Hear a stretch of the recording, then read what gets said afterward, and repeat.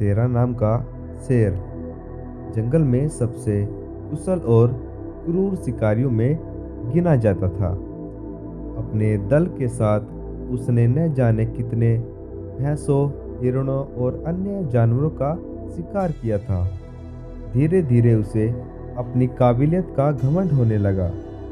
एक दिन उसने अपने साथियों से कहा, आज से जो भी शिकार होगा उसे सबसे पहले मैं खाऊंगा, उसके बाद ही तुम में से कोई उसे हाथ लगाएगा। शेरा के मुंह से ऐसी बातें सुन सभी अचंभित थे। तभी एक बुजुर्ग शेर ने पूछा, अरे तुम्हें आज अचानक क्या हो गया?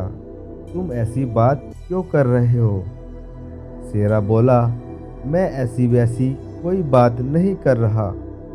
जितने भी शिकार होते हैं उसमें मेरा सबसे बड़ा योगदान होता है। मेरी ताकत के दम पर ही हम इतने शिकार कर पाते हैं, इसलिए शिकार पर सबसे पहला हक मेरा ही होगा। अगले दिन एक सभा बुलाई गई। अनुभवी शेरों ने शेरा को समझाया, देखो शेरा, हम मानते हैं कि तुम एक कुशल शिकारी हो, पर यह भी सच है कि बाकी लोग भी अपनी क्षमता अनुसार शिकार में पूरा योगदान देते हैं। इसलिए हम इस बात के लिए राजी नहीं हो सकते कि शिकार का पहला हक तुम्हारा हो। हम सब मिलकर शिकार करते हैं और हमें मिलकर ही उसे खाना होगा। शेरा को ये बात पसंद नहीं आई। अपने ही घमंड में चूर वह बोला, कोई बात नहीं, आज से मैं अकेले ही शिकार करूंगा और तुम सब मिलकर अपना शिकार करना। और ऐसा कहते हुए शेरा सभा से उठकर चला गया। कुछ समय बाद जब शेरा को भूख लगी तो उसने शिकार करने का सोचा। वह भैंसों के एक झुंड की तरफ दहाड़ते हुए बढ़ा, पर यह क्या, वो भैंसे उसे देखकर कांप उठते थे। आज उसके आने पर जरा भी नहीं घबराए, उल्टे एकजुट होकर उसे खुद खदेड़ दिया।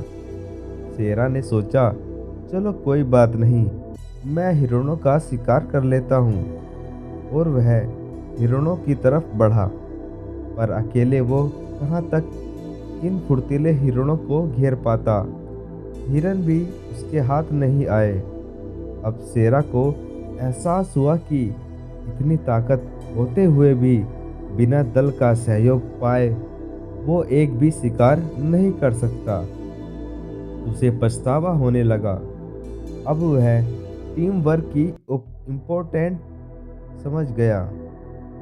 वह निराश बाकी शेरों के पास पहुंचा और अपने इस व्यवहार के लिए क्षमा मांगी। और एक बार फिर जंगल उसकी दहाड़ से कांपने लगा।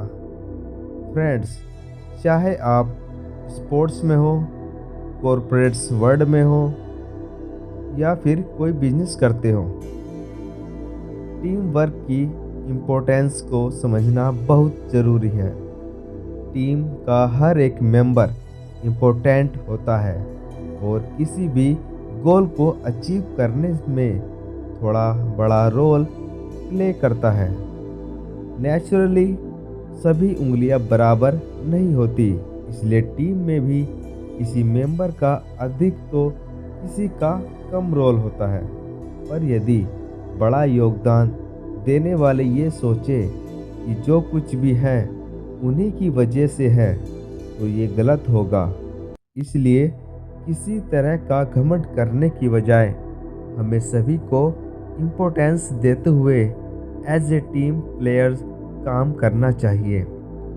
इस कहानी में एक और बेहद ज़रूरी मैसेज है, वो है कि गलती का एहसास होने पर क्षमा मांगना। शेरा को जब अपनी गलती का एहसास हुआ तो उसने क्षमा मांग ली और एक बार फिर उसकी साख वापस लौट आई। अगर आपसे भी कभी कोई गलती हो जाए तो उसे ईगो प्रॉब्लम मत बनाइए। और क्षमा मांगकर लाइफ को वापस ट्रैक पर लाइए।